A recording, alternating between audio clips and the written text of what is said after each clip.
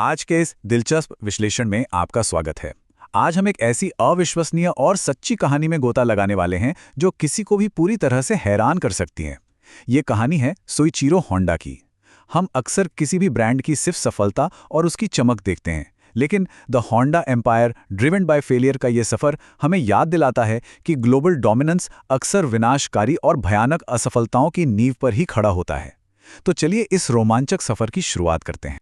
कहानी की शुरुआत में ही एक बहुत बड़ा सवाल हमारे सामने आता है। जरा सोचकर देखिए, एक ऐसा लड़का जिसने बुनियादी मेडिकल केयर की कमी के कारण अपने 5 भाई बहनों को खो दिया हो और जो स्कूल की पढ़ाई में भी काफी कमजोर रहा हो, वो आखिर एक ग्लोबल ऑटो एम्पायर कैसे खड़ा कर सकता है? ये वो इमोशनल और बेहद कठिन परिस्थितियां थीं जिनसे सोइचिरो को बचपन में ही गुजरना पड़ा। उनका शुरुआती जीवन किसी भी एंगल से आसान नहीं था। लेकिन कहते हैं ना, हर महान कहानी में एक टर्निंग पॉइंट जरूर होता है। 11 साल की उम्र में सोइचिरो ने अपनी जिंदगी में पहली बार एक कार देखी। वो उस कार से इतने ज्यादा मंत्रमुग्ध हो गए कि बिना कुछ सोचे समझे बस उसके पीछे भागने लगे। जब वो कार रुकी तो उसमें से थोड़ा सा पेट्रोल लीक हो गया था। उन्होंने सच में नीचे झुककर उस पेट्रोल को स्मेल किया और उसे अपने हाथों पर लगा लिया।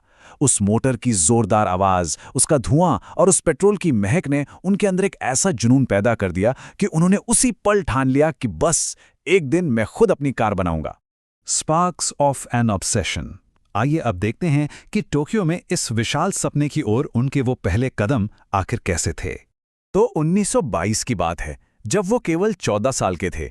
उन्हें टोक्यो के आर्ट शोकाई गैराज में काम तो मिला, लेकिन वो काम था केवल साफ सफाई और बच्चों की देखभाल यानी बेबी सिटिंग करने का। महीनों तक उन्हें कारों को छूने तक नहीं दिया गया। लेकिन फिर 1923 में द ग्रेट कांटो अर्थक्वेक आया। इस भयंकर भूकंप के कारण कई मैकेनिक्स वापस अपने अपने गांव लौट गए और गैराज में केवल सोइचिरो बच गए। फाइनली गैराज ऑनर को उन्हें कार रिपेयरिंग का काम देना ही पड़ा। और आप यकीन नहीं करेंगे, 1924 तक उन्होंने एक अमेरिकन बाइप्लेन के इंजन का इस्तेमाल करके कर्टिस नाम की एक रेसिंग कार बना दी और मोटर कार चैंपियनशिप में फर्स्ट पोजीशन भी हासिल कर ली। First failures and lessons. अब इस अगले फेज में यह देखना बहुत दिलचस्प है कि कैसे शुरुआती सफलता एकदम से पूरी तबाही की ओर ले जा सकती है। 1000 येन उस जमाने में ये एक बहुत ही बड़ा अमाउंट था।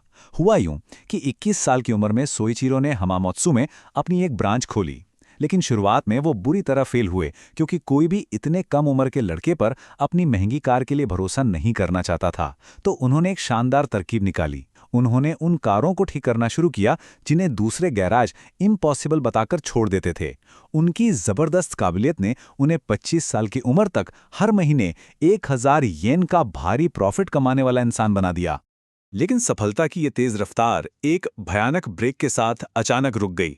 सोइचिरो मोटरस्पोर्ट्स के बहुत बड़े दीवाने थे, लेकिन एक भयानक रेसिंग एक्सीडेंट ने उन्हें सीधा अस्पताल पहुंचा दिया। उनका चेहरा बुरी तरह इंजर्ड था, बायां कंधा खिसक गया था और कलाई में फ्रैक्चर था।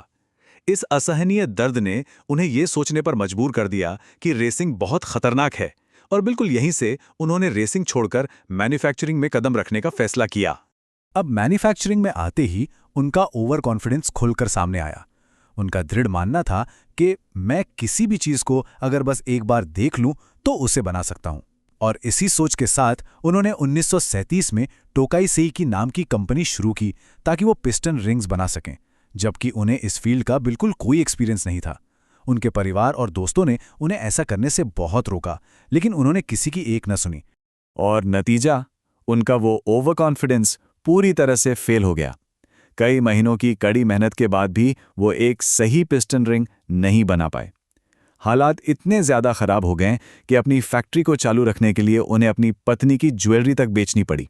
अंततः उन्हें अपना घमंड किनारे रखना ही पड़ा और 31 साल की उम्र में एक हाई स्कूल स्टूडेंट के तौर पे हमामत्सु हाई स्कूल में मेटलर्जी की पढ़ाई करने के लिए एडमिशन लेना पड़ा। ये दिखाता है कि फेलियर इंसान को हमेशा हम्बल बना देता है।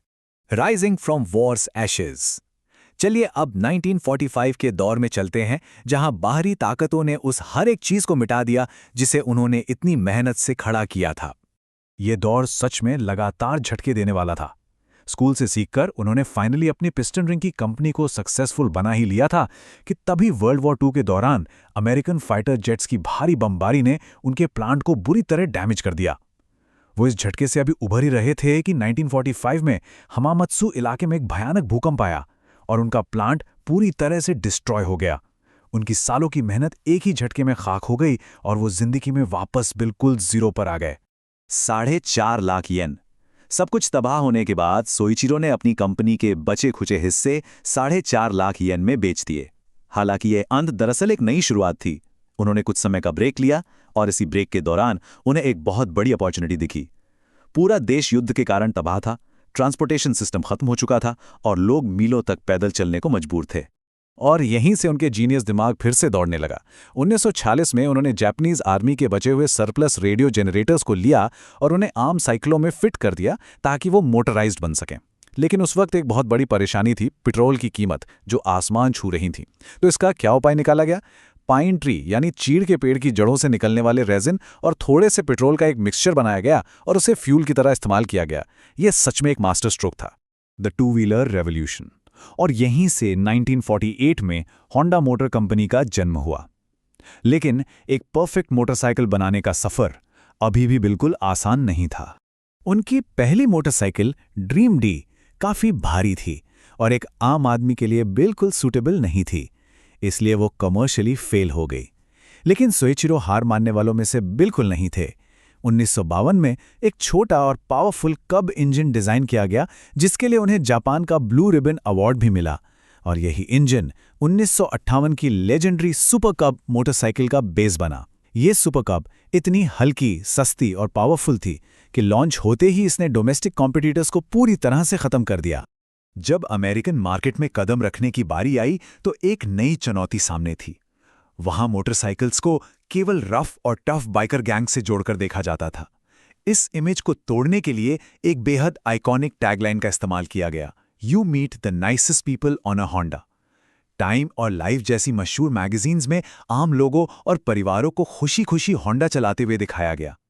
इस ब्रिलियंट मार्केटिंग स्ट्रैटेजी ने मोटरसाइकिल को लेकर अमेरिकन्स का पूरा नजरिया ही बदल दिया। और इस स्ट्रैटेजी का नतीजा बेहद जबरदस्त रहा। 1973 तक इस फ्रेंडली और अफोर्डेबल अप्रोच के दम पर होंडा ने यूनाइटेड स्टेट्स के मोटरसाइकिल मार्केट का 43% हिस्सा अकेले कैप्चर कर लिया था। ये किसी भी विदेशी कंपनी के लिए एक अनबिलीवेबल अचीवमेंट था, कॉन्करिंग द ऑटो वर्ल्ड।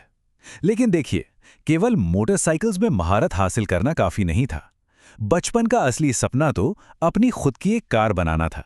और इसका सीधा मतलब था टोयोटा और निसान जैसे जायंट्स के साथ आमने सामने की टक्कर। कार मार्केट का सफर भी भारी बाधाओं से भरा था।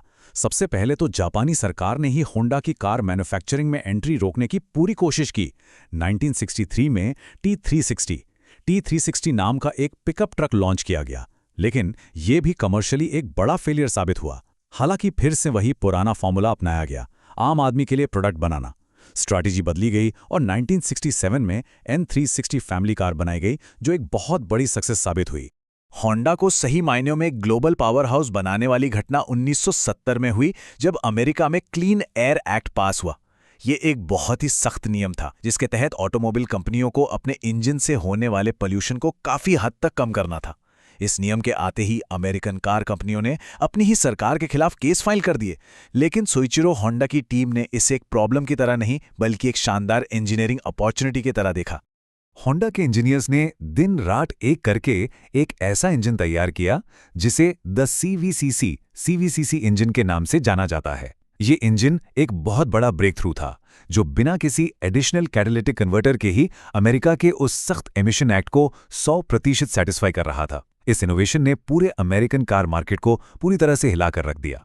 तो अब इस विश्लेषण के अंत में एक बहुत अहम सवाल खड़ा होता है, क्या असफलता किसी सफर का अंत होती है, या फिर ये सीखने और इंजीनियरिंग प्रोसेस का सबसे क्रूशियल हिस्सा है? सोइचिरो होंडा की ये पूरी कहानी हमें यही सिखाती है कि उनका ये विशाल ग्लोबल एम्पायर किसी बिना गलती वाले जीनियस दिमाग की देन नहीं था, बल्कि ये उनके कभी ना हार मानने वाले जज्बे का नतीजा था।